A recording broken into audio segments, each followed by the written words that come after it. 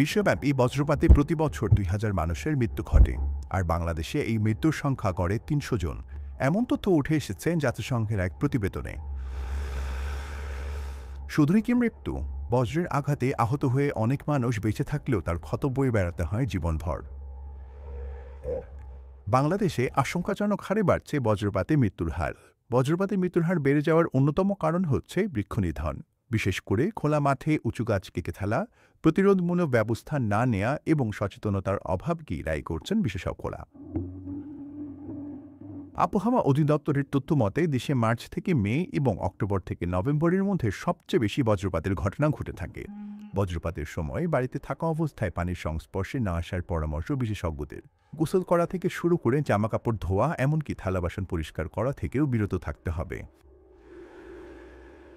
ঝড়ের সময় বজ্রপাত দালানের পাইপ দিয়ে চলাচল করে।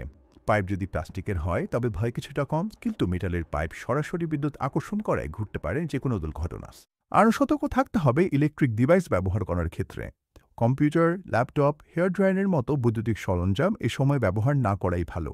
কারণ হিসেবে বিশেষজ্ঞরা বলছেন, এসব যন্ত্রের তার কংক্রিটের দেয়াল কিংবা মেঝেতে পড়ে থাকে। বজ্রপাতের আকর্ষণে এলে তা থেকে ঘটতে পারে বিস্ফোরণ কিংবা সম্ভাবনা থাকে বৈদ্যুতিক শকের। এ তো গেল বাড়ির ভেতরে থাকাকালীন সতর্কতা। আর বাড়ির বাহিরে ঝড়ের কবলে পড়ার সবচেয়ে বেশি ঝুঁকিতে থাকেন খোলা জায়গায় কাজ করা কৃষক আর জেলেরা। বজ্রপাতে মৃত্যুর শিকারও হন তারাই বেশি।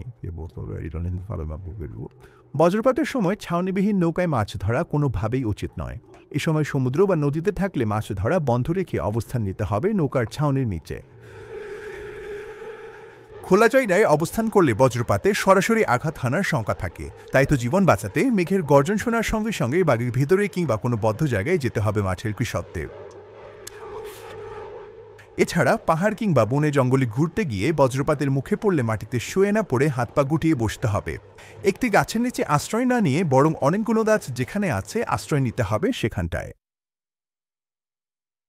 নদী, পুকুর, খাল কিংবা বিলে থাকলে দ্রুত নিরাপদ স্থানে যেতে হবে। এছাড়াও দলবদ্ধ হয়ে থাকা, খোলা গাড়িতে চলাচল, বড় কিংবা লম্বা কোনো বস্তুর নিচে কোনোভাবেই আশ্রয় নেওয়া যাবে না।